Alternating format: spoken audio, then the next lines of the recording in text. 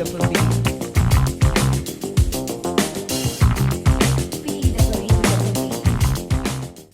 Halo guys, ketemu lagi di podcast PWDWB. Nah, hari ini kita kedatangan teman baru. Namanya siapa? Nama aku Regina. Oke. Hai semuanya. Nah, Kak Regina ini psikolognya, jenis psikolognya psikolog apa nih Kak Regina? Jenis psikolognya itu spesifik banget ya. Jadi kalau misalkan orang-orang biasanya taunya klinis gitu ya, anak, gitu ya, dewasa. Nah kalau saya itu di industri dan organisasi. Jadi memang spesifik di setting kerja gitu Kak. Nah kalau kegiatan Kak Regina sehari-hari apa aja nih? Nah kalau sekarang itu lagi ngedosen juga, terus juga sedang ikut sana sini gitu ya, jadi ngasong kalau istilah kita gitu ya. Jadi ada project-project rekrutmen, ada counseling, kemudian kalau ada training gitu-gitu ya, terus ada project-project misalkan pembuatan organisasi, KPI dan sebagainya, itu aku sedang berkiprah di sana. Seru banget ya kayaknya, sibuk banget ya. Alhamdulillah. Menjadi budak korporat. budak korporat. Jadi korporatnya macam-macam. Dia punya kantor tapi ke kantor orang terus. Oke, kamu jadi banyak ya yang bekerjakan. Nah, gitu. tadi kan Kak Regina banyak nih kesibukan sebagaimana orang pada kita kan udah pada lulus kuliah, biasanya udah pada kerja. Kayak kewajiban nggak sih kalau kerja itu sih Kak? Nah, kalau dibilang kewajiban ya gitu lah ya, kalau di Indonesia budayanya kalau udah menuju dewasa, milestone-nya habis kuliah kerja gitu ya. Kayaknya sia-sia banget kalau misalnya udah kuliah tapi nggak kerja, ada yang bilang seperti itu. Nah sebenarnya kerja itu, definisi kerja itu sebenarnya ibu rumah tangga pun kerja sebenarnya gitu ya. Jadi sebenarnya kalau dibilang wajib, kayaknya itu memang sudah menjadi lumrah kita manusia itu adalah bergerak gitu ya. Jadi sudah melakukan milestone apa ya kita kerja. Lebih gitu. ke tugas perkembangannya ya. Betul. Berarti ya tugas-tugasnya setelah kuliah gitu kerja gitu ya. Kalau kewajiban buat kerja di luar atau seperti apa itu pilihan sih sebenarnya. Gitu. Kalau kerja sendiri nih Kak Regina, biasanya apa sih yang dicari? Nah, tergantung. Jadi ada orang-orang yang mungkin dia punya impian itu yang dicari itu adalah materi, misalnya gitu ya, uang. Untuk kita kan hidup di dunia ini butuh uang ya, mau makan, terus mau melanjutkan kehidupan kita berikutnya itu pasti carinya uang gitu ya. Cuma memang kalau dari kita hanya mencarinya itu saja, biasanya banyak yang ngerasa stuck, kemudian dia nggak punya makna hidup, kalau kerja akhirnya kewalahan dan sebagainya gitu sih Kak. Nah, karena Kak Regina ini psikolognya khusus industri, jadi paham banget tentang dunia kerja seharusnya ya. Jadi kita mau bahas topik hari ini tuh tentang kerja keras tapi kok nggak bahagia. Tadi kan Kak Regina udah bilang tuh kerja tuh tergantung individunya apa yang mau dikejar. Nah kalau misalnya kita kerja capek tapi tuh nggak puas, itu kira-kira kenapa ya Kak? Nah gitu, jadi kayaknya banyak ada istilah anak Gen Z sekarang tuh kerja tipes gitu ya. kerja tipes gitu, ayo aja kerja gitu ya.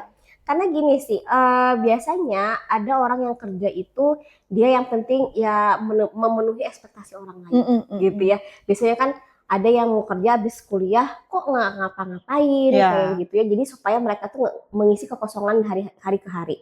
Tapi tanpa tahu tujuan dari kerja itu buat apa gitu. Ada yang memang untuk mencari nafkah gitu ya. Tentu kita butuh uang buat hidup ya, cari nafkah. Kemudian ada yang memang kerja buat seneng-seneng aja, mengisi waktu aja misalnya gitu ya, tapi kok tidak ada progres gitu ya. Jadi mungkin orang yang merasa bahwa kerja tapi kok nggak ada maknanya, karena biasanya dia stuck di situ.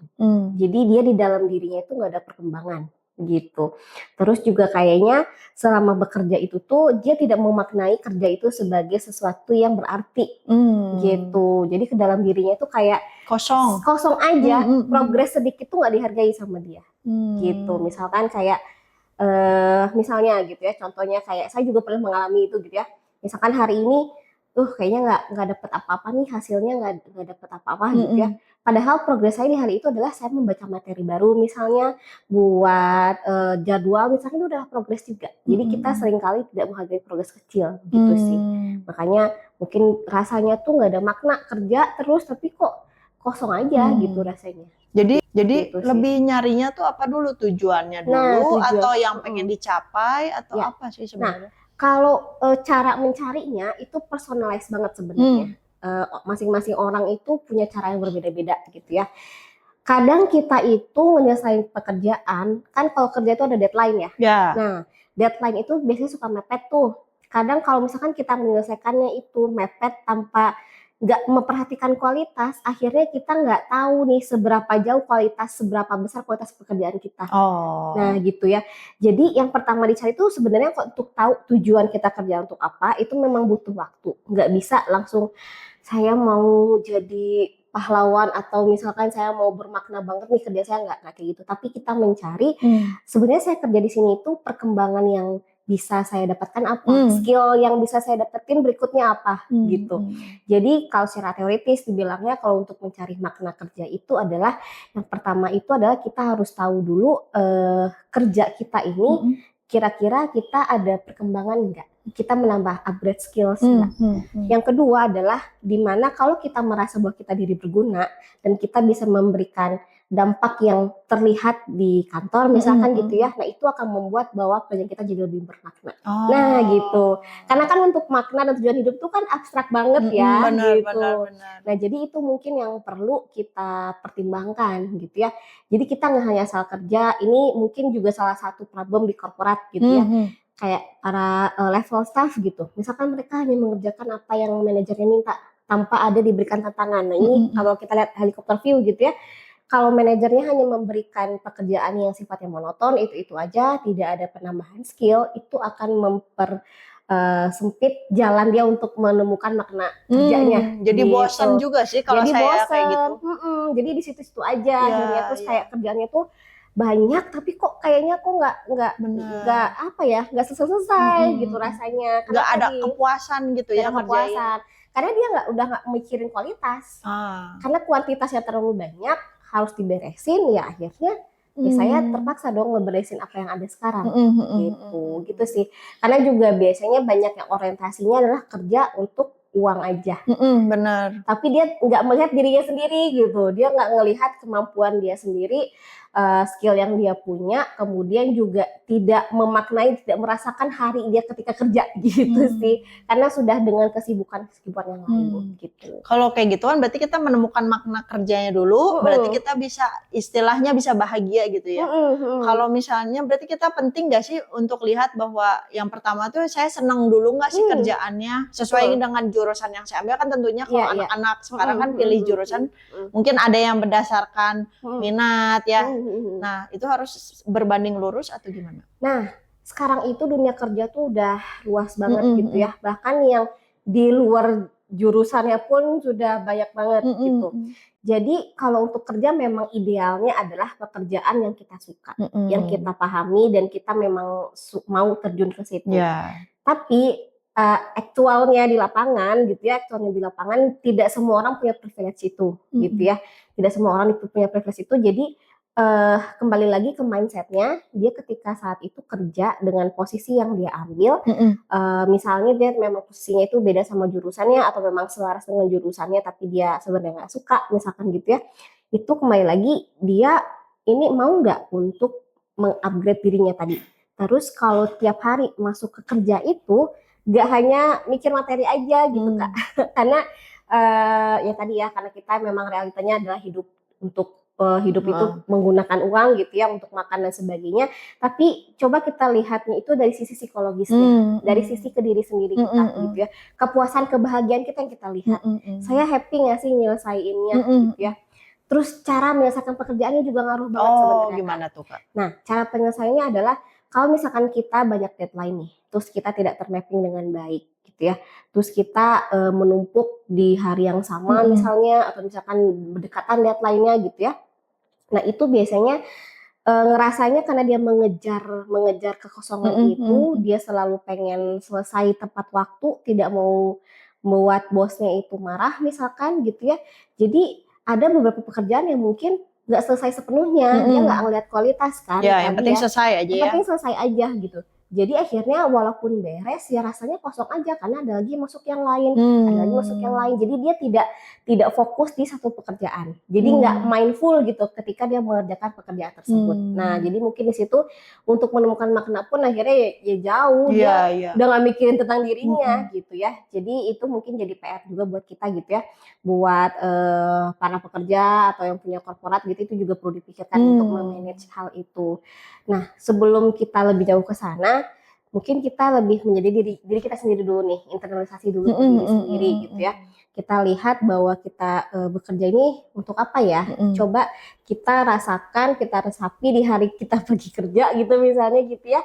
Nah, kita selesaikan memang yang menurut kita tuh bisa kita selesaikan dengan baik dan itu tuh kualitasnya kita perhatikan. Jangan hanya lagi kuantitas. Jadi ada kepuasan tersendiri juga ya. Betul. Jadi kualitasnya kalau misalnya kita dapat feedback yang positif dari atasan, kita senang Ya, juga benar, kan. benar. Nah, banyak feedback yang positif yang kita dapatkan itu jadi semakin membangun bahwa kita punya makna buat kerja.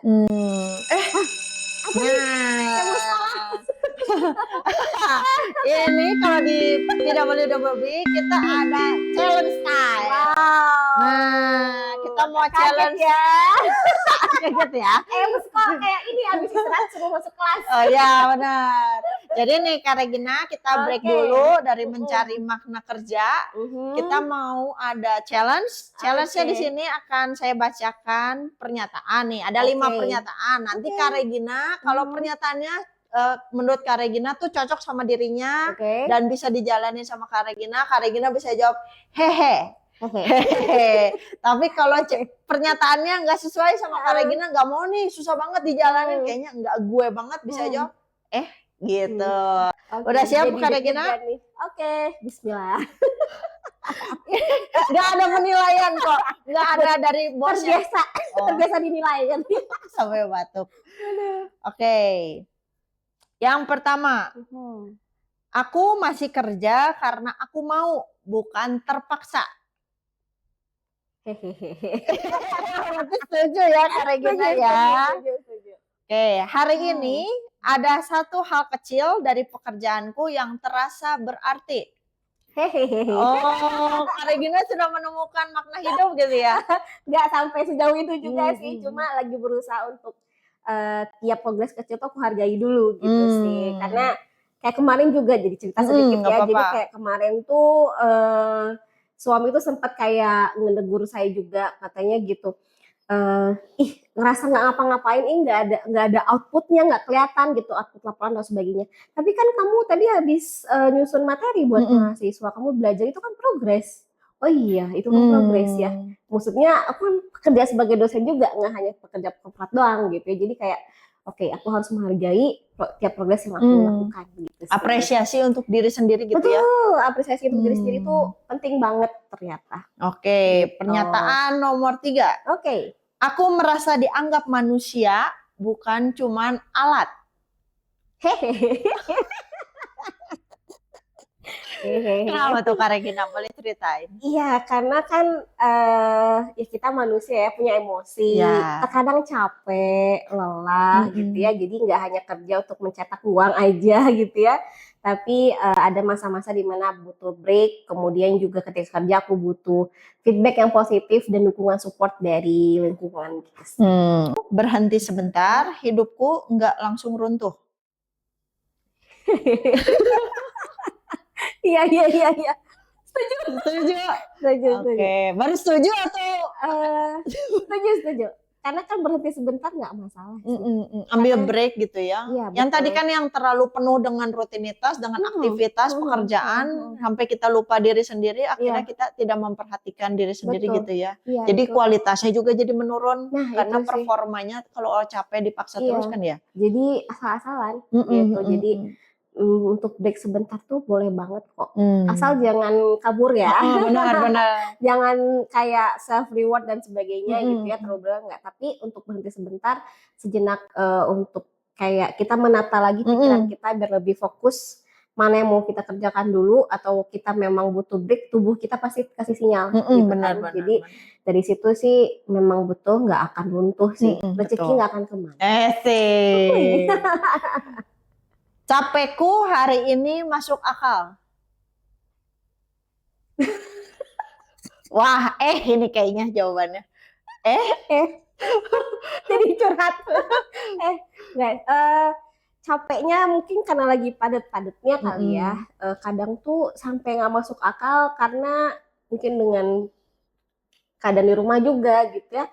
Anak sedang nempel banget gitu, jadi kadang ada nggak masuk akal tuh sampai capek banget, sampai sempat ngerasain, namanya juga saya manusia. Walaupun sekalipun saya psikolog, sudah berusaha untuk apresiasi diri, udah tahu caranya, tapi tetap kadang-kadang kita manusia lelah sih gitu, lelah, dan dimana posisinya tuh kayak kok bisa aku di posisi saat ini gitu, sampai gitu segitunya gitu ya. Jadi tapi berusaha untuk tetap jalan walaupun ketika kita lagi merasa capek itu lagi tertatih-tatih jalannya, langkahnya agak berat, tapi ya udah nggak apa-apa sih gitu.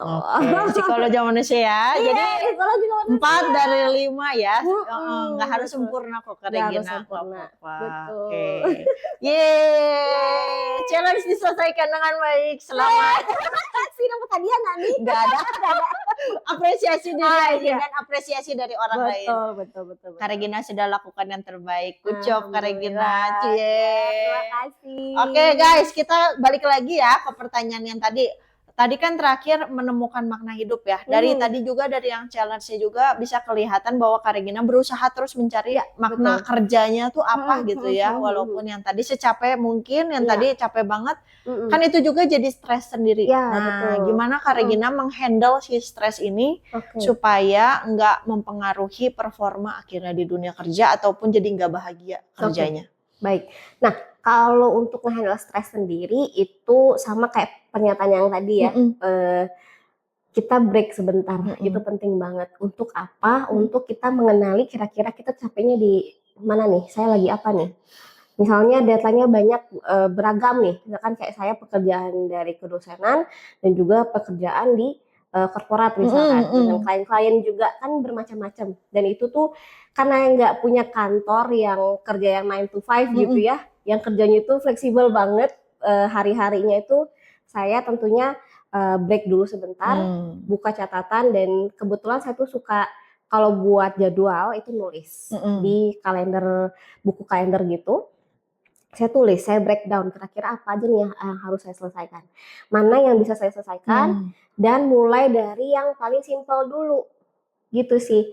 Jadi setelah saya breakdown, terus pilih mana pekerjaan yang bisa saya kerjakan, sekedar mengetik aja tuh menurut saya tuh udah stress release, karena oke, saya maju. Karena kalau misalkan dari saya sendiri, kalau nggak ada progres tuh stres, nggak ada progres saya di hari itu, dan saya jadi guilty pleasure gitu loh Kak. Jadi kayak ngerasa bersalah ke diri sendiri, kok nggak ngapa-ngapain, pekerjaan masih banyak gitu ya. Jadi saya mulai dengan hal-hal yang simpel dulu, misalnya kayak susun jadwal, pilih prioritasnya dulu, terus kalau udah ada tahu mau kerjain apa, laporan misalnya, saya mulai dengan isi identitasnya dulu, baru ke berat-beratnya lanjut lagi baru bisa. Jadi selalu mulai dengan hal yang simpel dulu aja. Gak perlu kita tuh kadang tuh fokusnya apa? Fokusnya tuh terlalu fokus ke hasilnya. Saya harus beresin laporan ini. Jadi kita langsung fokus ke laporan, akhirnya stres sendiri, nggak kekerjain, atau malah menunda akhirnya, kabur gitu ya. Jadinya keburu tertumpuk di akhir. Nah, jadi saya selalu mulai dengan hal yang simpel dulu. Terus tentunya kalau kita sudah punya support system, sudah ada tempat teman cerita, kita bisa berbagi juga. Berarti ada list prioritas, terus buat jadwal, gitu ya. List prioritas buat jadwal, kalau sudah tahu jadwalnya kan enak ya, mau kerjain apa aja.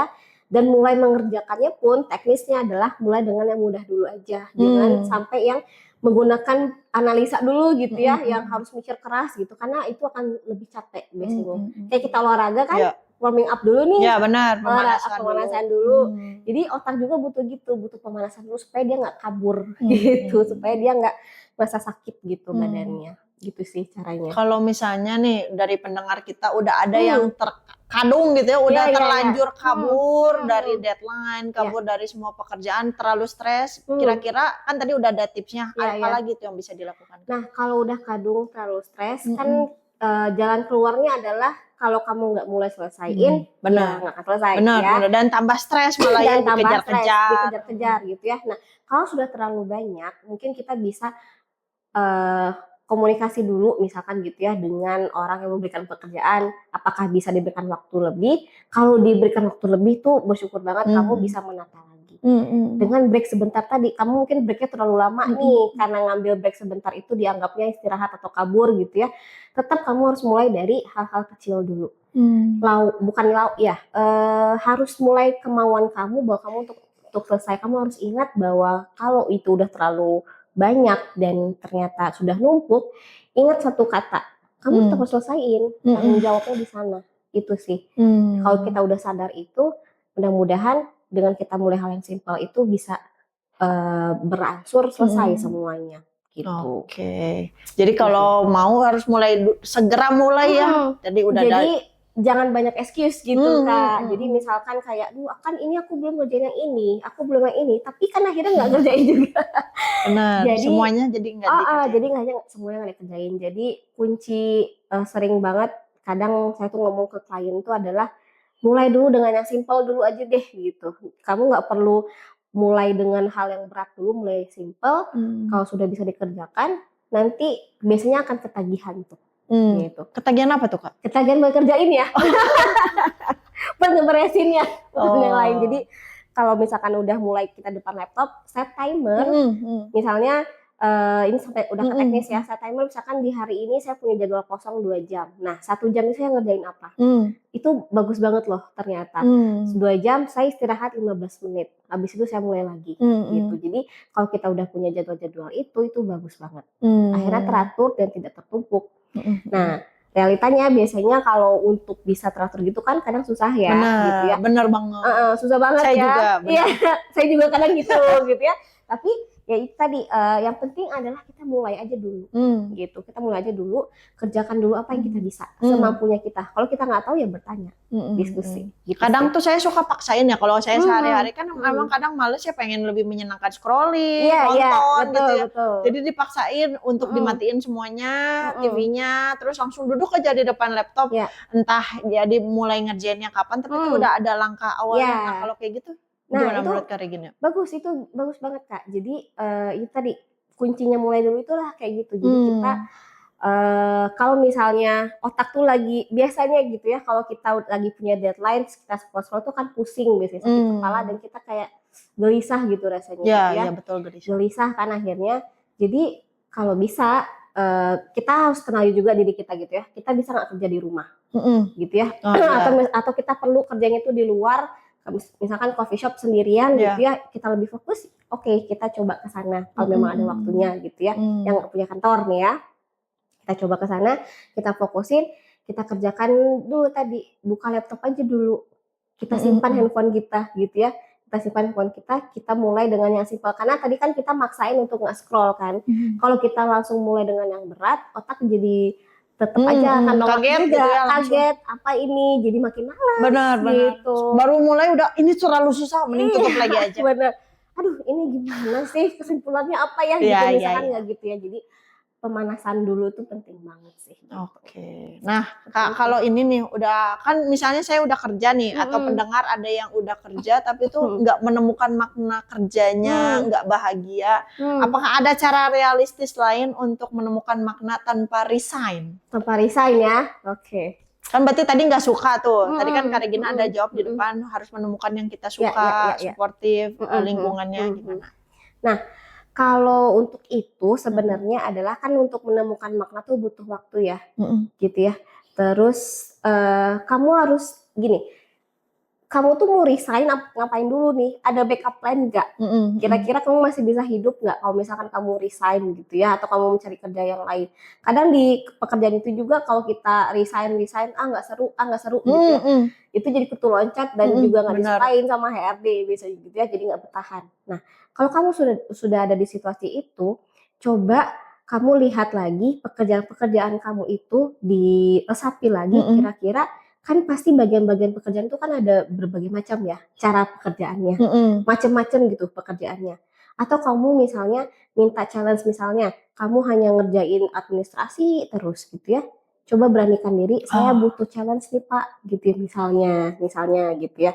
Terus atau misalkan saya jangan banyak menyalahkan lingkungan, itu sih. Jangan banyak menyalahkan karena lingkungan. atasannya, karena lingkungannya, Aduh, jadi saya nggak lingkungannya happy, saya nggak kerjaannya happy. terlalu Iya, susah. gitu ya. Semua punya jalan keluar kok, gitu ya. Selesaikan dulu masalah di dalam diri kamu deh, gitu.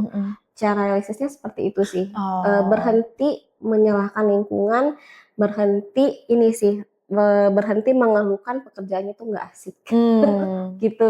Karena semua pekerjaan itu pasti ada posisi yang nggak asiknya, Pasti gitu ya. sih. Pasti ada kan.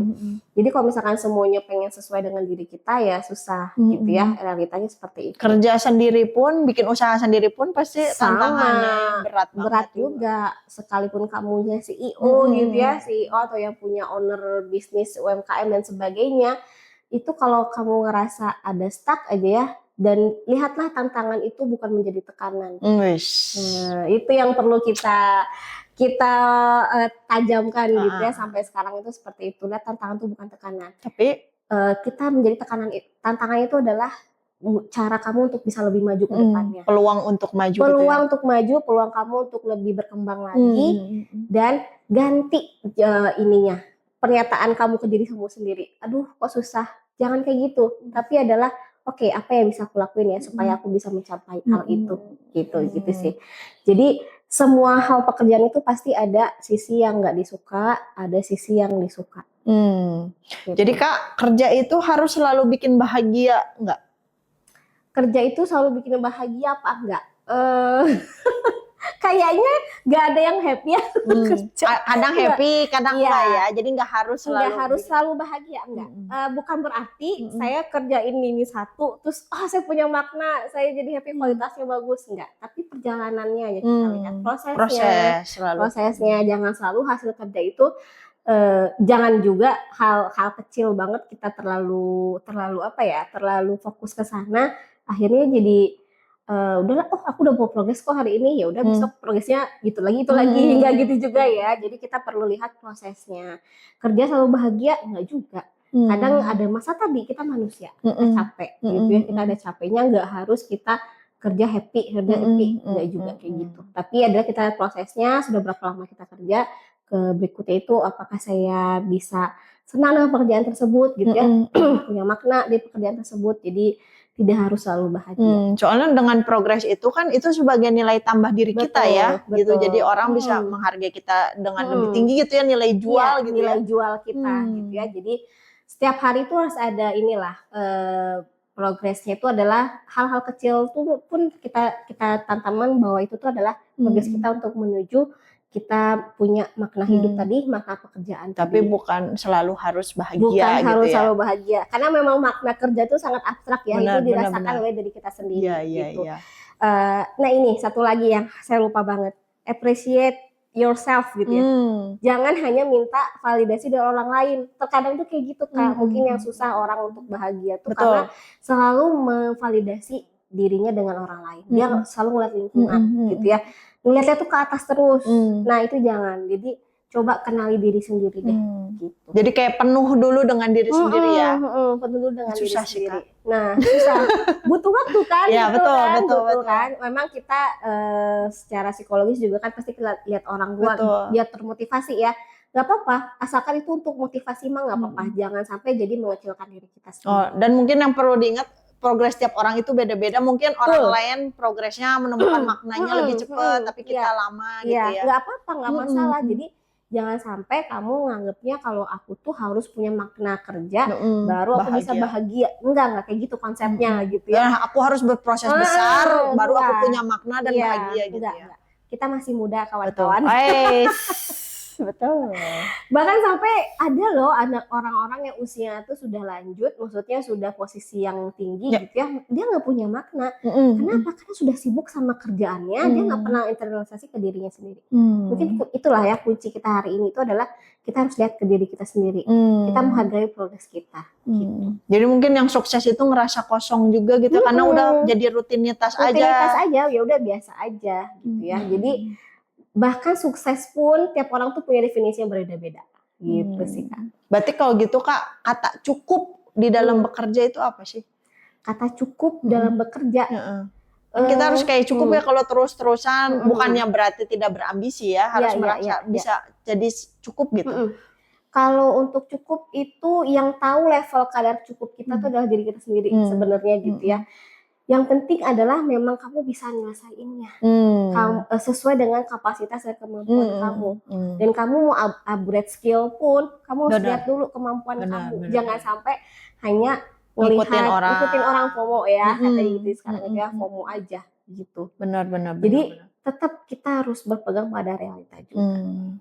Tapi jadi ada pertanyaan lanjutan nih, boleh nggak kita cuman sekedar bertahan dulu aja gitu kalau kerja tuh? Ya udah butuh, bakatku butuh gitu. Benar sih, itu ya mau gimana lagi ya, itu keadaan hidup ya, yang nggak masalah kalau memang di saat itu kamu lagi sedang struggle banget, lagi bertahan, percayalah semua usaha itu nggak akan mengkhianati hasil. Gitu tetap sih. pasti ada progres yang kita pelajari gitu ya. Nah, kamu bertahan itu kan progres juga. Oh iya benar. Gitu ya, kamu Karakter bertahan juga bisa. Iya, berarti kamu kan karakter yang hardiness ya. Jadi kamu yang karakter apa boleh diulang? Hardiness gitu ya, strong gitu ya. Dia mau menyelesaikan semua tantangannya gitu. Jadi ya it's okay, kamu lihat itu, bertahan itu sebuah progres kok gitu. Bertahannya seperti apa ya, aku bisa ngejalanin apa yang aku jalanin dulu sekarang. Gitu. Wih, seru banget, belajar banyak tentang makna kerja, hardiness gitu ya.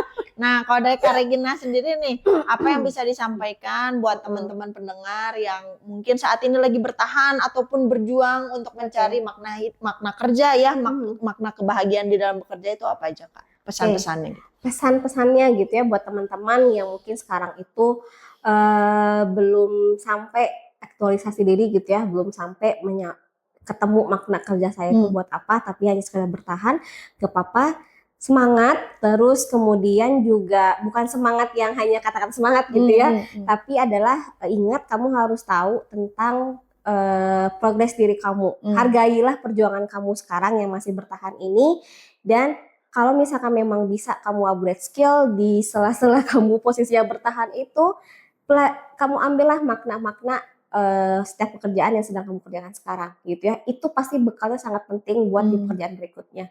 Jadi jangan menyepelekan apa yang sudah kamu kerjakan. Ingat bahwa kamu itu sudah berprogres, dengan bertahan pun sudah berprogres. Luar biasa.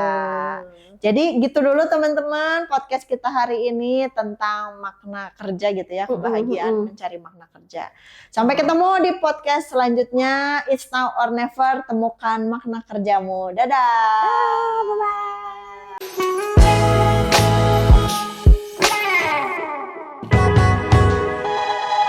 BWWB.